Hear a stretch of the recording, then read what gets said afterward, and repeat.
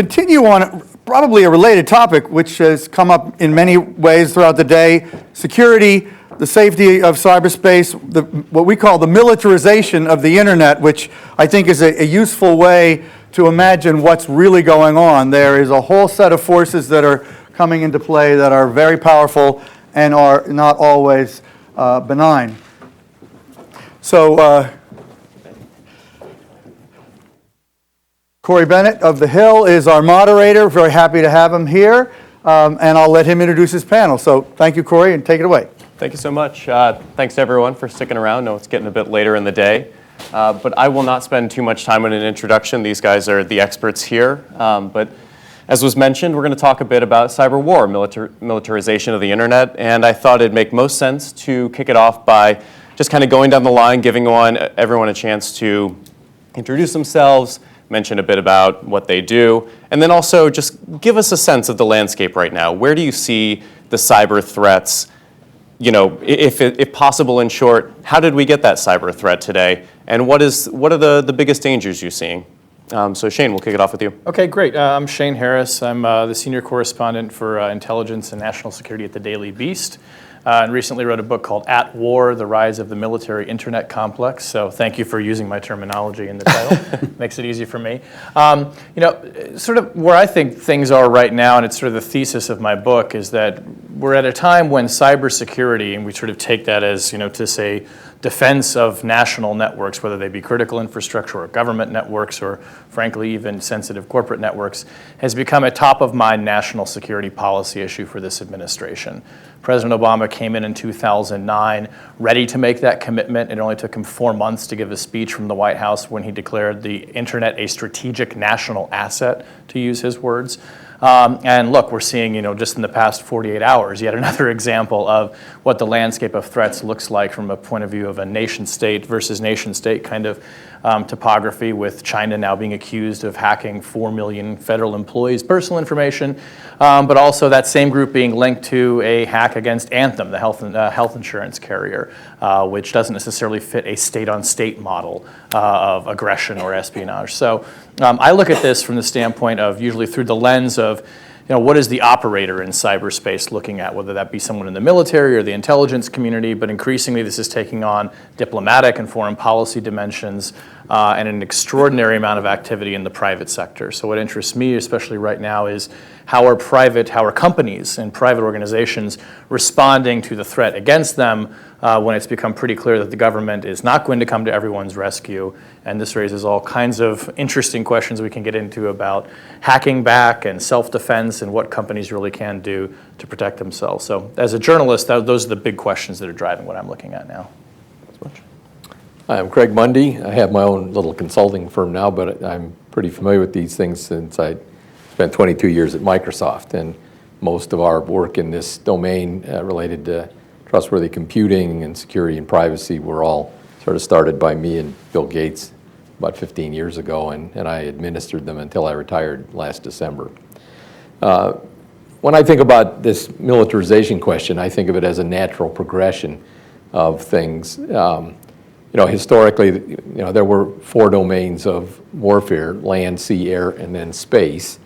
And to some extent, cyberspace is a new space. This one happened to be created by us instead of given to us collectively. But in a sense, the evolution of the military issues, I think, are very analogous to how it happened in all the others.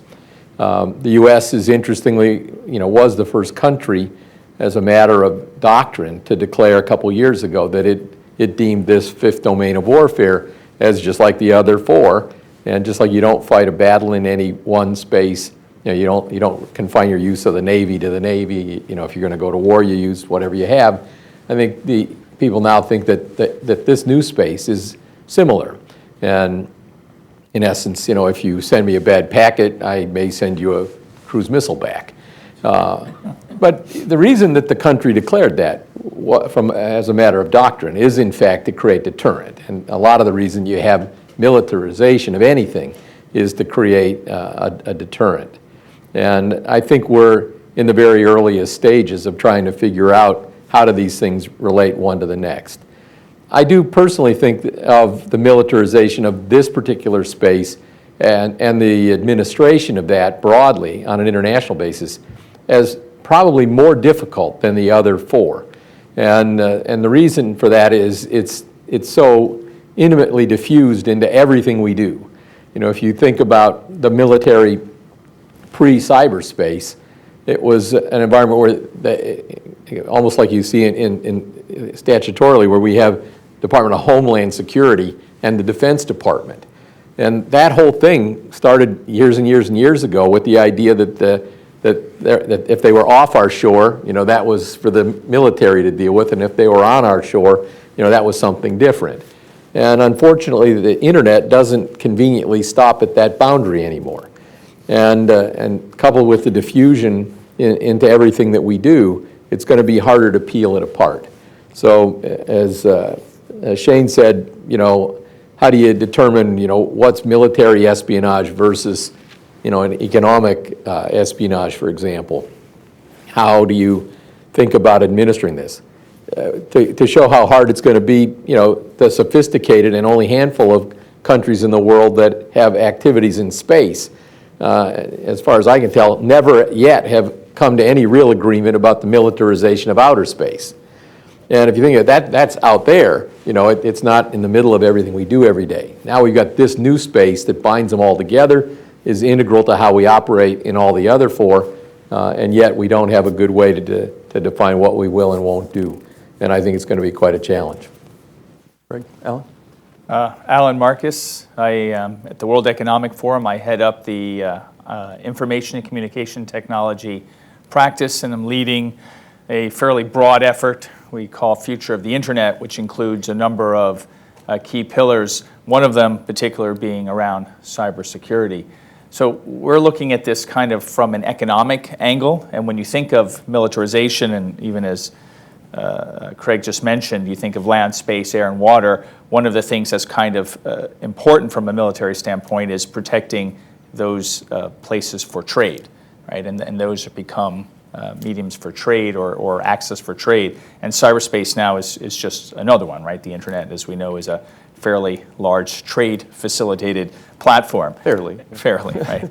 And so what does that mean in terms of the militarization? Maybe not quite so clear, but certainly the notion that as you look at some of these challenges and what the role of the military will play, in some cases might in fact be the protection of trade. And as we see some of the challenges out there, some of it is coming, say, from a mercantilist type approach, which is a way a country might increase its trade capability. And some of it may be coming from the notion that they want to create protectionism, right? And use the guise of militarization or some kind of security in that respect.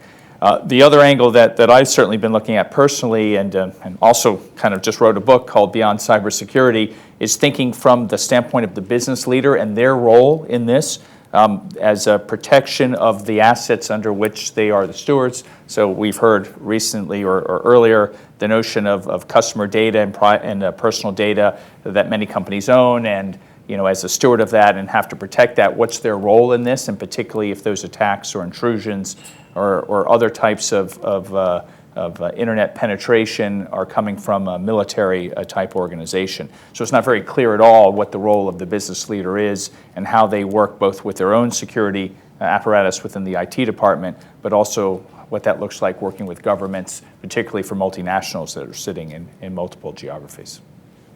Thanks, Alan. Mike? And I'm Mike Cody. I was the CEO of a company called SecureWorks that Dell acquired a little over 4 years ago, and I now run the security service business within the Dell organization.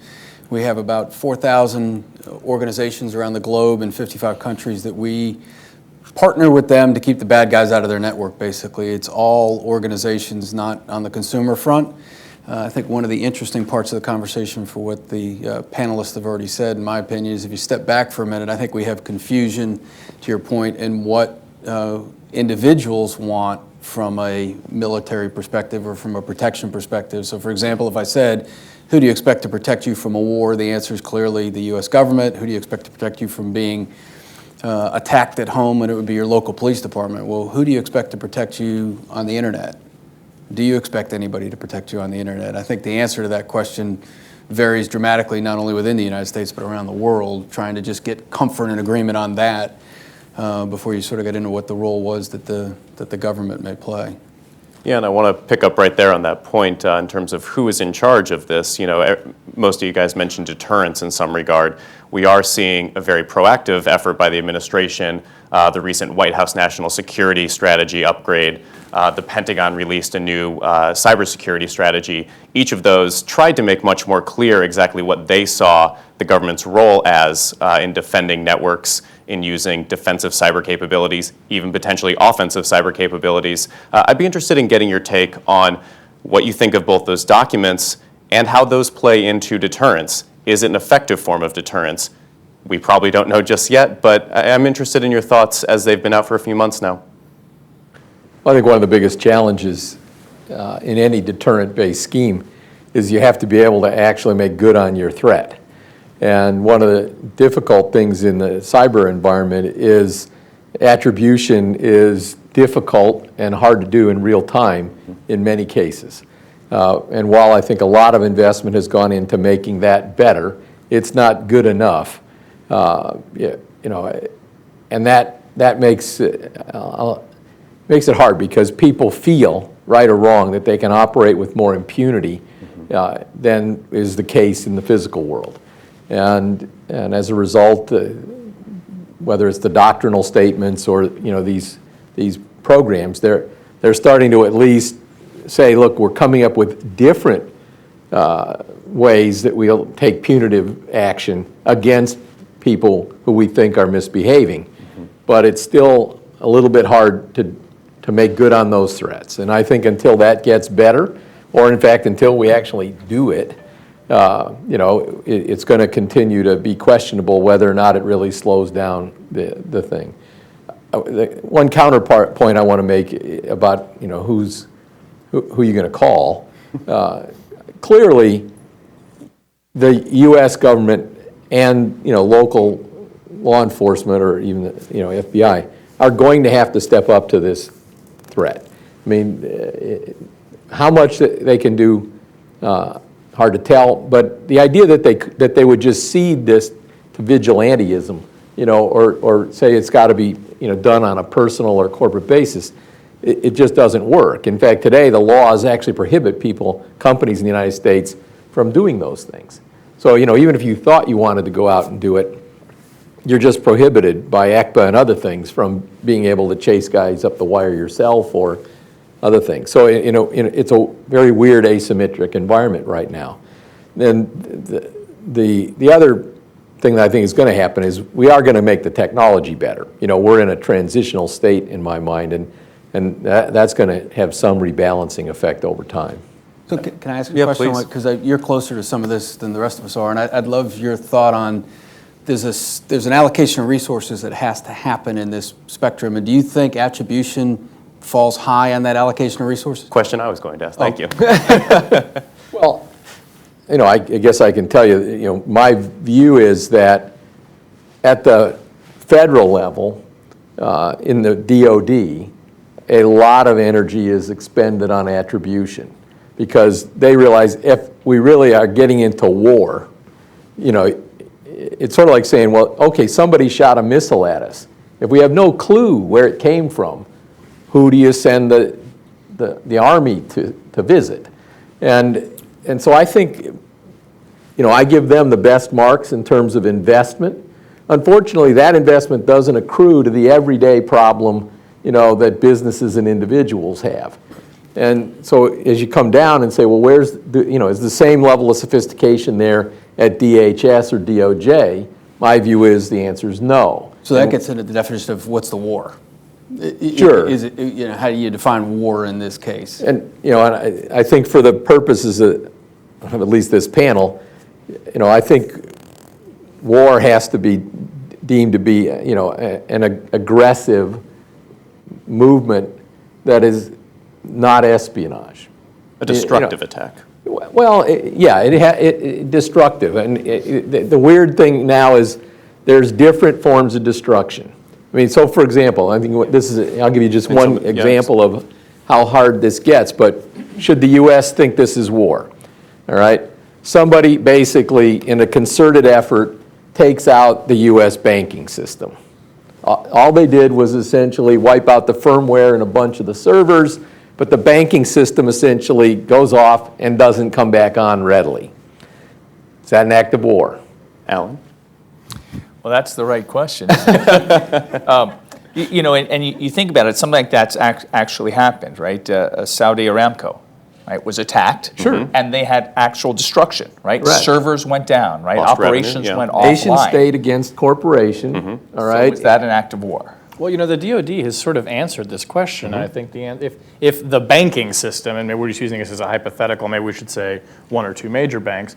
But if that it will led take to, out the banking system. Let's say that it didn't lead to a sort of a collapsing of trust and confidence, and there was around the banks. I think the Pentagon would absolutely see that as an act of war. I agree. So I raised that one because in some classic sense of destruction, there wasn't much. Right, it was data, All right? but then it erodes the economy. All and you have a destroyed national was a bunch panic. of bits. Yeah, that's all it okay? takes. But that's all it takes these days to essentially bring an economy or a country to its knees.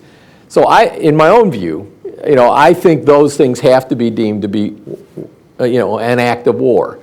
But many of the, classical questions then of, okay, do you declare war? Does it require Congress to approve it? What is the retaliatory mechanism? Are you sending the carriers and the jets or the cruise missiles, or are you taking and saying, no, how about we launch an offensive attack, or are you going to do these things in combination? This doctrinal question is still in development in the United States and broadly around the world. And it's, it is not a simple question. Well, I think some of this gets back to your point about attribution, where in order to retaliate, do we have to be able to identify very specifically? And I think the challenge the U.S. government has run into is, even if you can identify that, yes, this is a Chinese hacker that is even a member of the PLA, is that person actually being orchestrated by Beijing officials? And that's kind of the second level. Do you guys think that is the difficulty we will face in terms of wanting to impose these economic sanctions, like the executive order that Barack Obama put in place? That's kind of the last line that we haven't seen how they do that. I don't think that is a strategic difficulty, Okay. actually. I mean, I think you mentioned the executive order that allows the administration to impose sanctions on malicious cyber actors. So you could impose sanctions against theoretically, the Chinese government, or you could impose them actually against a corporation in China that was the recipient of, let's say, stolen intellectual property from an American company. I think that with the Sony hack, actually, which is where North Korea broke into the servers at Sony, stole data, destroyed data a la Saudi Aramco. It's never been completely firmly established, at least based on my reporting or what we've seen, whether that was being directed by the dear leader or whether this was outsourced to another group or what. But at some level, the administration decided North Korea bared the responsibility for this attack. And even if they didn't precisely spell out who was doing what, publicly at least, they made the case that North Korea was responsible, therefore North Korea can be sanctioned. And I think that's established a precedent where you can have perhaps nation-state level attribution without necessarily having to get down to the level of whether it was authorized by this particular individual or that particular department. And the administration, it then came out 2 weeks later with this sanctions regime, essentially telling the world, hey, we're going to hold people accountable for this kind of thing. The interesting test, though, is after the OPM hack, whether they're actually going to do anything about that. And I would predict no. Well, I think one At of least publicly. one of the things that I'm actually more worried about the non-nation state Let's talk about actors, that basically the terrorist organizations. So, if take China. We talk a lot about China, but my own view is we have very effective deterrent at the level of military action with China. And the reason is our economies are so intertwined that, if China decided to do something that would sort of obviously cross the threshold of, well, that was actually an attack, and now we're going to go to war, man, the world is going to be in a bad place, and China is going to be in a bad place. And so I think, the deterrent there is the economy. Yeah.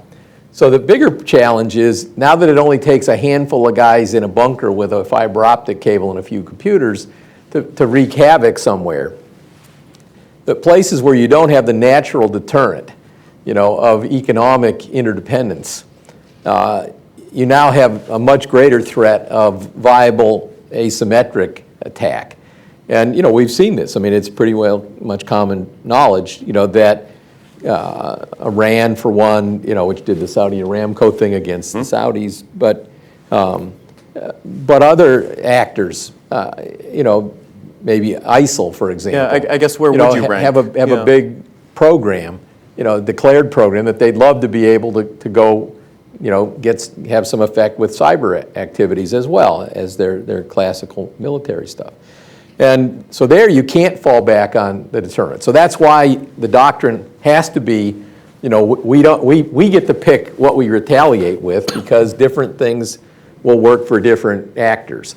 And you have to think about that. But when you have a small group of people, and when the retaliation has to come in the form of non-cyber, then you're immediately back into the same issues we have of boots on the ground, cruise missiles, all of the agita that appropriately, attends decisions about deploying military assets. And, we don't have, in my view, yet as a matter of policy, a very good scale. I mean, you remember the old movie level stuff, DEFCON 1, DEFCON 2, right? I mean, and that was real in the nuclear case. Ask yourself, other than, I mean, DHS has some threat levels, but we don't really have a clear, cyber DEFCON gauge that says, how many bits do you have to wipe out, to declare a certain level of problem? And I think these are the things we're still all learning about, but are going to require a lot more policy consideration. I would say, too, just on that is, it's not always clear which agency is looking at which set of problems in this space. And so although it's gotten much better, and to your point, they're working better. 4 years ago, we held a conference here in Washington with some business leaders and looking for some U.S. policy leadership on thinking what is the role of the business leader in this aspect. We had to get representatives from 18 different government agencies and organizations, 18, to cover what the U.S. government position was. Yeah. Now, it's probably not 18 necessary anymore, but it's still not, one or even two. Right? It's still spread over quite a bit of space. And so trying to get to some clear policy, I think, has still got some work to do just because of the siloization of how we look at the different parts of this cyberspace. Yeah, and you've seen Congress start to address that. I mean, late last year in December, they passed a series of bills that essentially codified some of these responsibilities within the government. It was described to me mostly as kind of cleaning house type of deal, but it's very necessary. I mean, cyber investigations span across many different agencies. But this is an area for you that's not a global policy question, it's a U.S. policy question that says, now that you have such continuity between what was international and what's now in the homeland. The structure in the United States that was created, the separation of powers and duties between Title 50 for military, Title 18 or whatever, and the Department of Homeland Security, the law enforcement organizations, that other countries don't have that segregation of duty. And as a result, their effectiveness, I think, in being able to prosecute these questions, or at least be prepared to defend against them, may actually be better than the United States right now, for all the reasons that Alan indicated. And so, a lot of times we don't stop and ask ourselves, are we handicapping the country, merely by the continuation of a structure that didn't contemplate this kind of threat? And that will either obligate us to get a lot more coordinated, or step back and say, wow, this just doesn't work for the new threat landscape. And those are conversations I would love to see the country have, which I don't think are happening sufficiently. How might you suggest altering the structure within government, or is that even so far down the line that we can't have that conversation yet? We still have others to have before we get there? I don't know. I mean, just the fact that the division between the homeland and DOD, Sure. and we know all the reasons that was created, just puts a big, operational hurdle, and when the packet just goes whoop, zips across the ocean, lands here, and now, okay, when it was coming, it was DOD and NSA, and then it got here, and it's now DHS. And it's just hard. And in a world where speed matters, we're putting a real burden of coordination on our operating entities in the government that other countries are handling a different way. Just kind of to that question, one of the missions of a blue water navy is to protect and keep open trade routes right through the seas. That is one of their missions, and certainly one of the big missions of the U.S. Navy. And I bring that up because if you think about it as a manufacturer and you're shipping goods, you're not sitting there thinking, is the Navy out there protecting my shipments? But you are reasonably safe that your goods are going to transport between countries, and largely things go okay. You're worried about pirates, certainly in certain parts of the world, and increasingly you're worried about some countries now deciding that international trade route, international waters may now become part of their sovereignty. And again, you look to your Navy just to help you, deal with those situations. If cyberspace is just another trade route, is it not reasonable to expect that your military, not necessarily war, but your military is creating a level of protection on that particular trade route, especially since it is going through, in some respects, kind of virtually, but in international space? Yeah, absolutely. With that, I'm going to open it up to some questions. Oh, good. We have a lot of hands. I'll start with you, sir. My name's Martin Apple. I have two questions, essentially. One basic question. The basic question is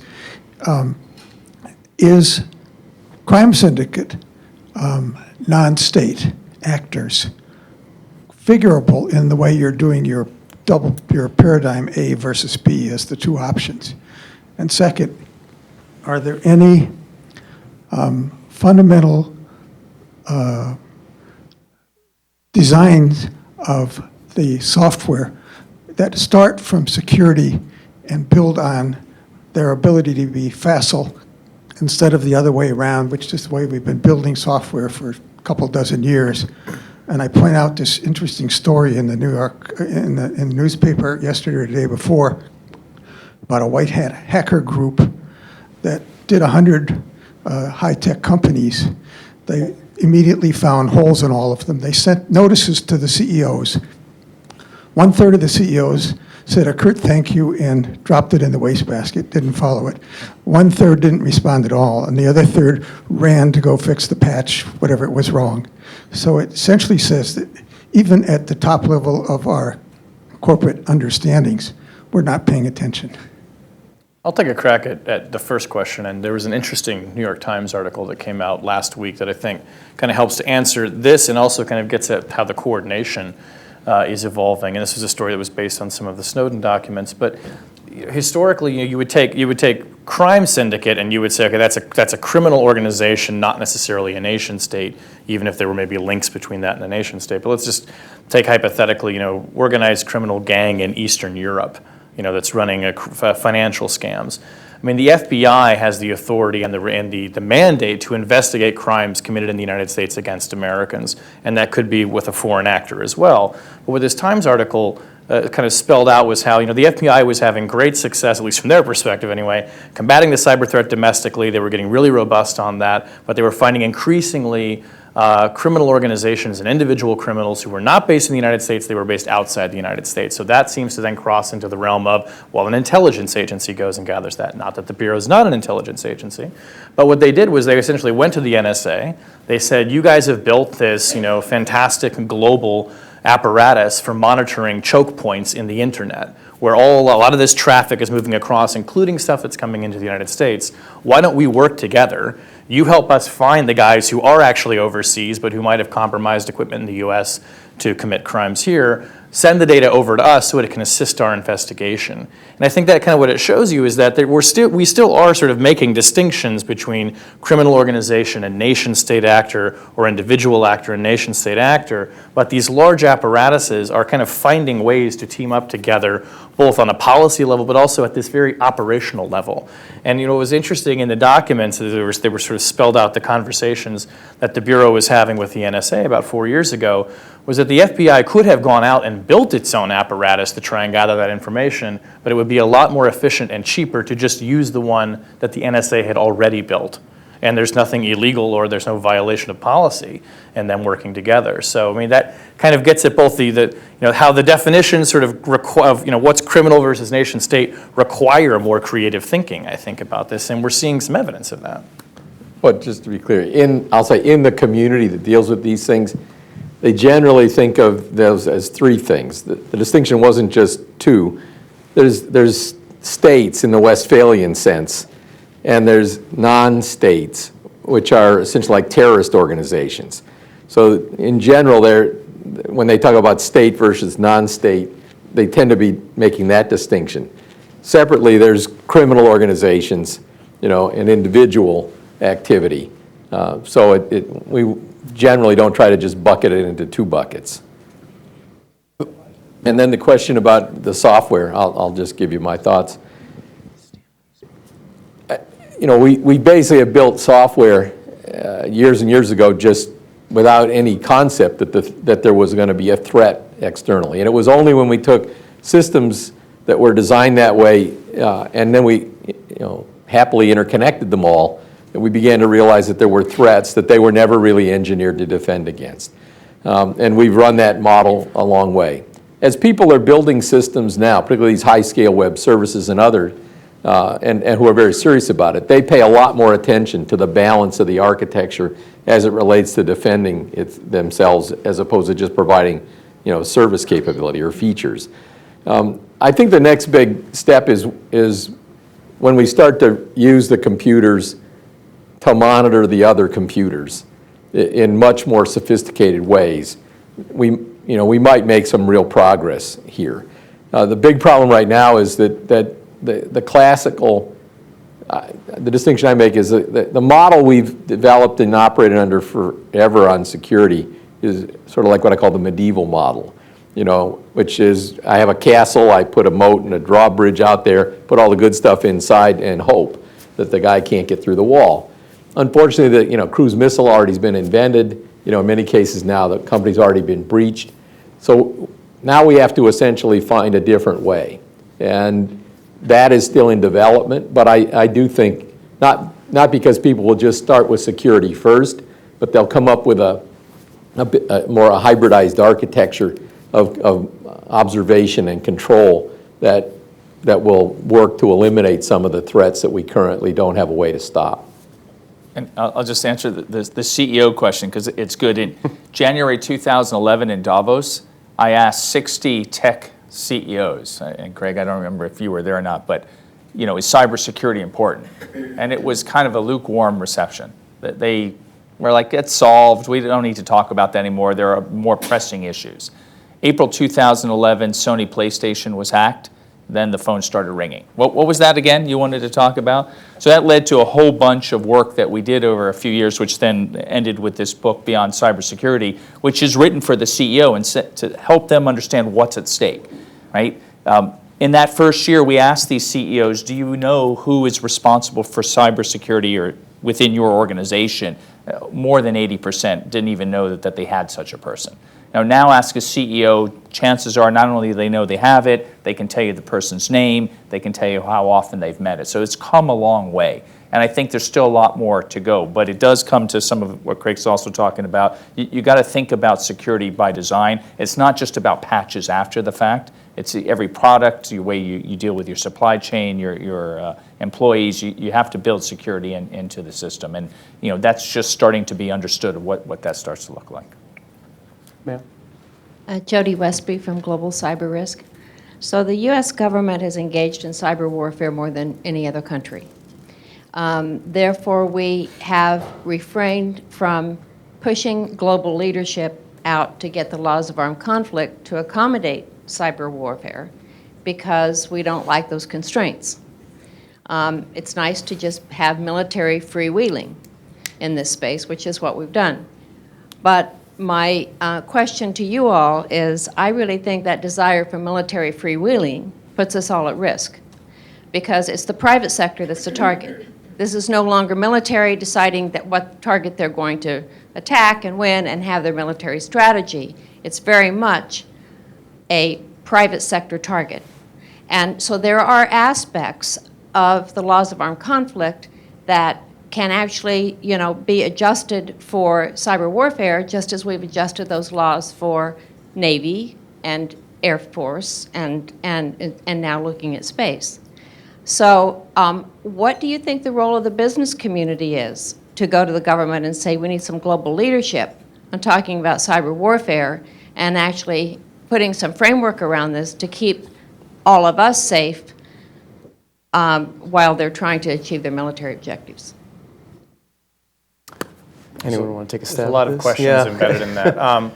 Look, let me take one stab at sort of the first part where I would come at it a little bit differently for the idea of military freewheeling.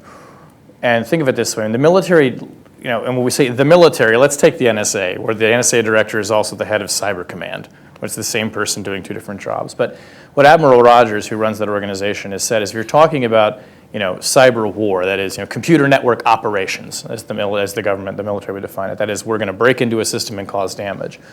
They have said publicly that the law of armed conflict does govern that proportionality rules, that precision in targeting, minimization of collateral damage. When you cross into the realm of espionage, a lot of the same things that the military does in computer network operations look like things that we do in computer network exploitation or spying, where I would argue that the lines are not as clear. So there, I think you're talking about, not so much, is the military kind of off the chain, but like what is the proper definition of a Title 10 versus a Title 50 operation in cyberspace? And there is a lot of mutability and fungibility between those two things. That could be a place where, policymakers should ask for some more clarity, I would think. But in general, I think that there's, what can the business community do? There's not a great, at least I don't sense it, momentum from the business community rushing to the government and saying, yes, please help us figure out these policies. There's a great distrust among the business community of the government right now. That's partly due to, I think, what happened with the Snowden revelations. See that with the encryption debate. Sure, the encryption debate. They're fearful of being regulated. The liability issue. The liability issue, yeah. The legislation in Got Congress 50 currently. AGs are all going to come flying at you. Right. Disclosure, yeah.